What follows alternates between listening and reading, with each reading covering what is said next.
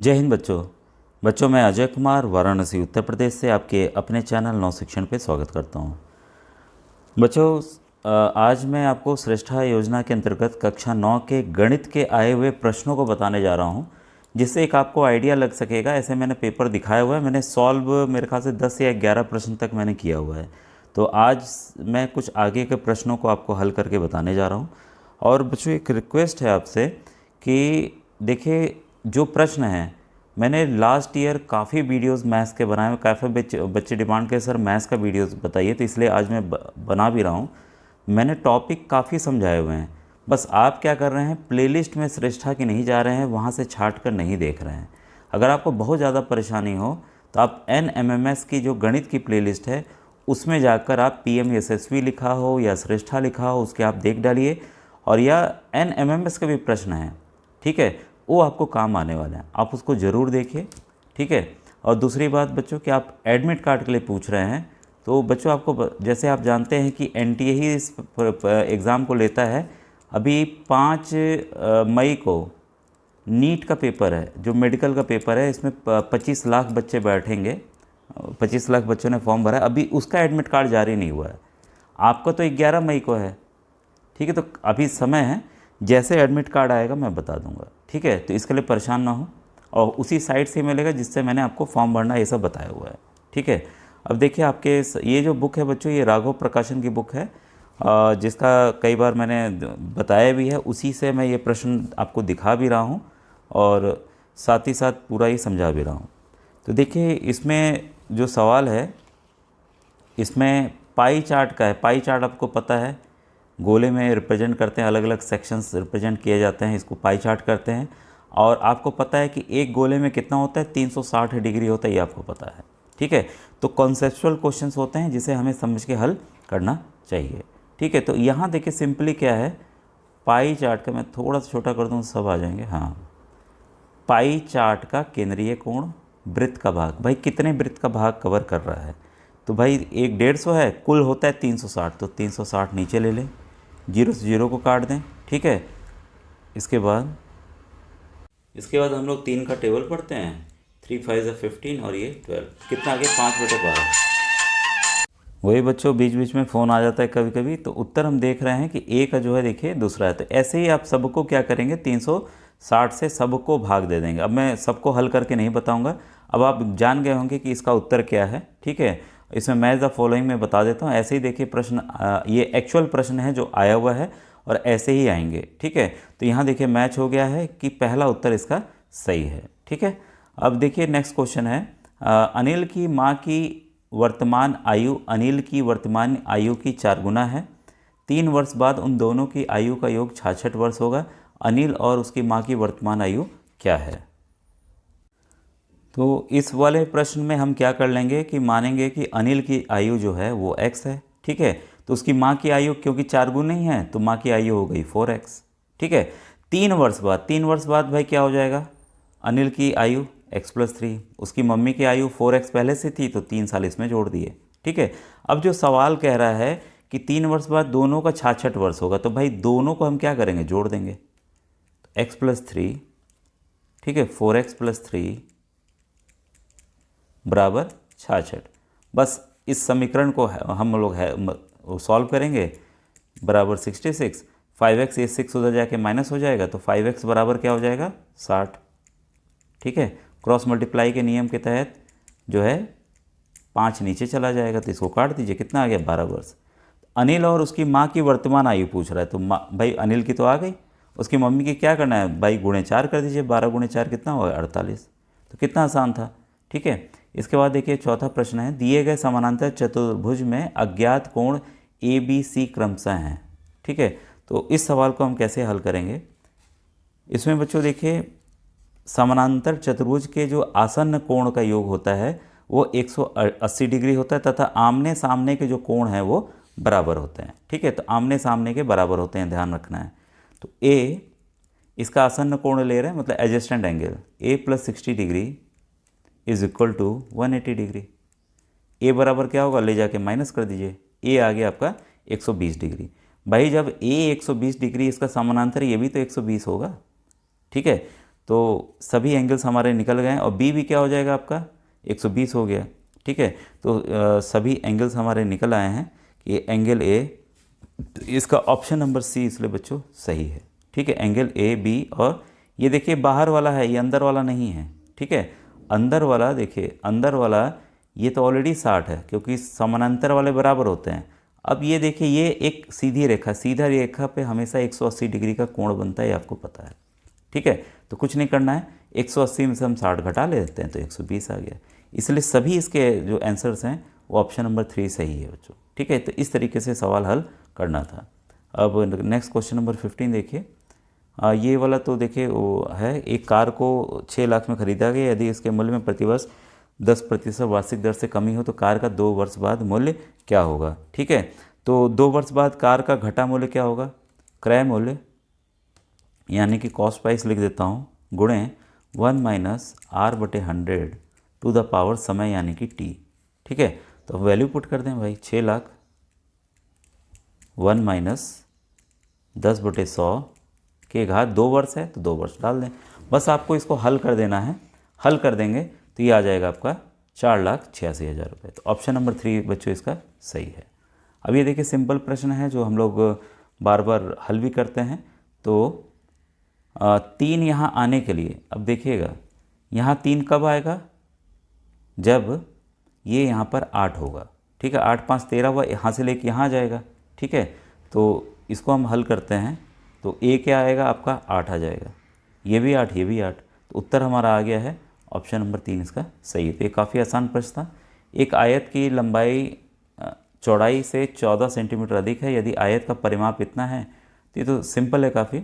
ठीक है, तो आयत का परिमाप आप जानते हैं 2 गुणे लंबाई प्लस चौड़ाई होता है। देखिए सिंपल फॉर्मूला पे है, बहुत ज़्यादा कठिन नहीं है। ठीक है, अब इसका परिमाप दिया हुआ है 188, बस इसकी हम वैल्यू पुट कर देते हैं, 2b प्लस 14 प्लस b। ठीक है, इसको हल कर दें तो b आपका आ जाएगा 40। ठीक है, तो आपकी अगर 40 चौड़ाई है तो लंबाई कितनी हो जाएगी आपकी, 54 आ जाएगी। ठीक है, तो इसका ऑप्शन नंबर 17 का 3 ऑप्शन सही है। अब ये देखिए दी गई त्रिविमीय आकृति में फलकों की संख्या कितनी है। ठीक है, तो ये एक क्या है आपका क्यूब है, तो भाई फलक कितने हैं, इसके चेहरे कितने हैं, फलक कितने हैं, 1 2 3, फिर सामने वाला 4, ये 5 और नीचे वाला 6, कुल 6 हैं। तो ये ऐसे आपको नहीं दिख रहा होगा, एक लूडो ले लीजिएगा, उसको गिन लीजिएगा, तब आपको पता चल जाएगा। कोने कितने होते हैं, कई बार कोने भी आते हैं, कोने कितने होते हैं तो गिन लीजिए अभी आप मेरे सामने ही, कोने कितने होते हैं, एज कितने होते हैं, किनारे कितने होते हैं, इसको गिन लीजिए मेरे सामने अभी। ये सवाल आते हैं बच्चों। ठीक है, तो दोनों सेम रहेंगे उसके लिए, क्यूबॉइड के लिए और क्यूब के लिए। एक पासे को यादृच्छिक रूप से फेंकने पर अभाज्य संख्या प्राप्त होने की प्रयिकता क्या होगी। ठीक है, और आपको पता है कि पासे में कुल कितनी संख्या होती है, 1 2 3 4 5 6। ठीक है, कुल अभाज्य संख्या कितनी है, 1 2 3, 3 भाई आ सकती हैं, कितने में से, 6 में से काट दीजिए 1/2, तो 19 का बच्चों ऑप्शन नंबर 1 जो है वो सही है। ठीक है, अब इसमें क्या है, हमें भाग देना है। ठीक है, तो इसके लिए थोड़ा सा मेरे ख्याल से ऐसे ही मैं काट देता हूँ, लेकिन मैं सोचा था एक वीडियो में आप लोग को भाग इसका सिखाने के लिए अलग तरीके से, जो एक्चुअल उसका तरीका है। ठीक है, तो मैं यहाँ थोड़ा सा और जगह बना के इसको सवाल को लिख दे रहा हूँ, फिर ये आसानी से हल हो जाएगा। क्योंकि भाग है तो हमें क्या करना है, 63 इसको लिख लें, a⁴, b के पावर 3, c के पावर 6 बटे, भाग मतलब बटे आएगा नीचे, 7a² b² c³ बच्चों ये नियम याद रखिएगा, a⁴m और a⁴n है, तो ये अगर ये ऊपर जाता है, इसको हम ऊपर ले जाते हैं तो a⁻m - n हो जाता है। यही चीज़ हम यहाँ करने वाले हैं। ठीक है, 7 1 7, 7 9 63, इसको हमने काट दिया।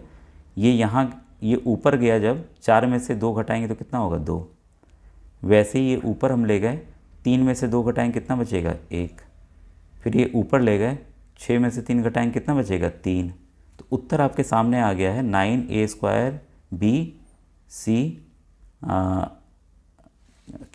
ठीक है, तो ऑप्शन देखें भाई किस ऑप्शन में है ये, तो 20 का हमारा ऑप्शन नंबर 3 में ये साफ साफ ये उत्तर हमारा दिख रहा है। तो कैसे है देखिए, कितने आसानी से आपने काट लिया।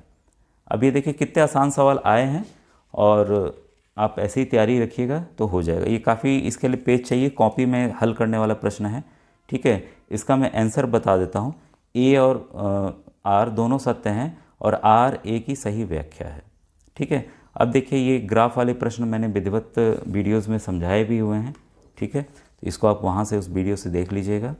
इसके बाद है वर्ग अंतराल। अच्छे, वर्ग अंतराल में उच्च वर्ग सीमा और निम्न वर्ग सीमा का अंतर क्या है? ये देखिए पिछली बार बच्चों ना मैंने डिटेल्ड वीडियो इन चैप्टर्स का बताया हुआ है मैथ्स का, और सवाल देखिए आए हैं और आएंगे और बताया हुआ सवाल आया है। ठीक है, तो इसको आप आराम से देख लीजिएगा, पूरा मैंने समझाया हुआ है। और इसको आप कमेंट सेक्शन में मुझे बताइएगा इसका आंसर क्या होगा, इसको आप होमवर्क मान के चलिए। ठीक है, इन दोनों प्रश्नों को 22 और 23 को। ठीक है, इसके बाद है क्वेश्चन 24। मैंने जो भी वीडियोस बच्चे अगर शुरू से देखते हैं उनको हमेशा बोला हुआ है कि आप 1 से 25 तक का वर्ग ज़रूर याद रखिए। ठीक है, तो और दशमलव वाला भी मैंने बताया हुआ है कैसे करना है, तो मैं बस इसको हल पे जाऊंगा। 256 का 16 होगा और 2.56 का 1.56 होगा, 0.64 का आपका 0.8 होगा और ये आपका 10 होगा। ठीक है, तो इसको हम कर लेंगे 17.6 हो गया बटे 8, इसको भाग देंगे आ जाएगा 2.2। तो ऑप्शन नंबर 3 इसका बच्चों सही है। ठीक है, क्वेश्चन नंबर 25 जो है ये कह रहा है कथनों को सत्य कथन छाटिए। वर्ग के विकर्ण बराबर होते हैं, ये भाई सत्य है। आयत के विकर्ण परस्पर लंब होते हैं, नहीं ये गलत है। समचतुर्भुज के विकर्ण परस्पर लंब होते हैं, ये सही है। समानांतर चतुर्भुज के विकर्ण एक दूसरे को सम द्विभाजित करते हैं, एकदम सही है। सम चतुर्भुज के विकर्ण बराबर होते हैं, ये गलत है। ये सभी की प्रॉपर्टीज़ बच्चों ये वेरी वेरी इंपॉर्टेंट, इस बार भी सवाल आएगा, इनके प्रॉपर्टीज़ से लेकर आएगा। ये नहीं कह रहा हूँ कि सेम सवाल आएगा, इन्हीं में से किन की प्रॉपर्टीज़ है उसको ले लेंगे, मिक्सअप कर देंगे, सवाल बना देंगे। ये विधिवत मैंने इन जो भुजाएं जो आकृति बनती हैं, शेप्स बनते हैं, उनकी सभी प्रॉपर्टीज़ को बताया हुआ है। तो आपको बस प्लेलिस्ट से जाकर उसको खोज कर देखना है। निम्न में से कौन सा समूह पाइथागोरस त्रिक नहीं है? देखिए नहीं है, और इसका मैंने तरीका भी बताया हुआ है कि कैसे हल करना चाहिए। ठीक है, तो इसमें जो है चौथा आंसर आपका सही है। ठीक है, पाइथागोरियन त्रिक का अलग से मैंने दिखाया भी हुआ है, तो आप उसको खोज के देख लीजिएगा, क्योंकि फिर सबको बताने में फिर काफ़ी समय लगेगा बच्चों। क्वेश्चन नंबर 27 है, किसी बेलन की त्रिज्या r इकाई है, ऊंचाई h इकाई है। यदि इसकी त्रिज्या को दोगुना और ऊंचाई को आधा कर दिया जाए तो नए बेलन का आयतन क्या होगा? तो देखिए बेलन का आयतन क्या होता है, फॉर्मूला क्या होता है, पाई r स्क्वायर h, यही होता है ना। ठीक है, तो ये पहला बेलन हमने मान लिया V1। ठीक है, और क्या कह रहा है, यदि त्रिज्या को दोगुना कर दिया गया, भाई त्रिज्या को हमने क्या कर दिया, दोगुना कर दिया। ओके, इसको और थोड़ा सा दूर लिखूँ, V2 बराबर मान लिया, बराबर हो गया। त्रिज्या को हमने पाई रहने दें, त्रिज्या को हमने दोगुना कर दिया। ठीक है भाई, दोगुना कर दिया, और उसके ऊंचाई को आधा कर दिया, हाइट जो थी उसको आधा कर दिया। ठीक है, तो नया आयतन क्या हो गया, V2 आपके सामने है भाई, कितना हो गया। तो पूछ रहा है कि अर्थात इसमें पूछ रहा है इसके बाद, तो नए बेलन का आयतन कितना होगा। ये भाई स्क्वायर से बाहर निकलेगा तो ये r स्क्वायर हो जाएगा, ये कितना हो जाएगा 4, 2 1 जा 2, 2 2 जा 4, 2 पाई r स्क्वायर h। मतलब ये जो पहला वाला था उससे ये दोगुना हो गया है, यही तो हुआ है। ठीक है, तो देखिए 27 का तीसरा ऑप्शन सही है। तो काफ़ी आसान प्रश्न था। ठीक है, इसके बाद है आयत का क्षेत्रफल किसी लंबाई और चौड़ाई क्रमशः इतना है तो क्या होगा। तो क्षेत्रफल आपको पता है लंबाई गुणे चौड़ाई होती है, तो कुछ नहीं करना है, 5x - 4 को x + 2 से क्या करना है, गुणा कर देना है। ठीक है, तो दो तरीके हैं गुणा करने के, आपको आते ही होंगे, नहीं आता है तो आप मुझे बताइएगा और कमेंट सेक्शन में गुणा करके बताइए कि 28 का आंसर क्या आएगा। ठीक है, नहीं आता तो अगर 15 बच्चे लिखेंगे कि नहीं सर गुणा नहीं आता, सिखा दीजिए, तो मैं सिखा दूंगा। ठीक है, गुणनखंड मेरे ख्याल से निकालना आपको आता होगा, ये भी देखिए सब ओरिजिनल क्वेश्चन समझो। ठीक है, गुणनखंड निकालने का तरीका आपको पता है। इसमें हम किस फॉर्मूला का यूज करेंगे, a² - b² वाले को, a + b और a - b, ये फॉर्मूला होता है। अब ये इस रूप में कैसे आएगा, इसको देखते हैं भाई कैसे आएगा। 81 को कैसे लिख सकते हैं, 9, x को हम ऐसे रहने दें, इसको ब्रैकेट में ले लें, देखिए हो गया 9 का 81 x² माइनस 7 का होल स्क्वायर। अब देखिए ये फॉर्म में आ गया ना, बस इसको a + b a - b कर दीजिए, आपका निकल आएगा। तो आएगा आपका 9x - 7 और 9x + 1, तो इसलिए इसका ऑप्शन नंबर 3 बच्चों सही है। अब ये देखिए आखिरी क्वेश्चन है इसमें कि सभी वर्ग संख्याओं का अंतिम अंक, ये भी मैंने विधिवत इस चैप्टर को समझाया हुआ है, 0 1 4 5 6 9 होता है, एकदम सही है। पूर्ण वर्ग संख्याओं के अंत में शून्यों की संख्या केवल सम होती है, ये भी एकदम सही है। इसका मतलब कथन 1 और कथन 2 दोनों सत्य है। तो कुल मिलाकर बच्चों देखिए होता क्या है कि जब आप समझ के पाठ को पढ़ेंगे तो इस तरह के समझ वाले प्रश्न ही आते हैं, ठीक है। NMMS के भी तरह कुछ प्रश्न आए हैं, आपने खुद देखा होगा, ठीक है। और कुछ प्रश्न जो हैं अलग तरीके से के समझ वाले आए हैं, तो आपको समझ करके चैप्टर को तैयार करना है। और विधिवत मैंने समझा करके चैप्टर्स बताए हुए हैं, चाहे वो बच्चों PM SSB का पेपर हो, चाहे वो आपका श्रेष्ठा का पेपर हो। आप दोनों के 2 साल के पेपर मैंने हल करके डाले हुए हैं, दोनों पेपर्स को विधिवत देख के स्टडी कर लीजिए। उसके कुछ प्रश्न इस वाले परीक्षा में रिपीट कर सकते हैं, ठीक है। अभी मैं और प्रश्नों को बीच बीच में बताते रहूँगा बच्चों, ठीक है। और व्हाट्सएप ग्रुप का लिंक डिस्क्रिप्शन में है, आप ज़रूर जुड़ जाइएगा। Thank you.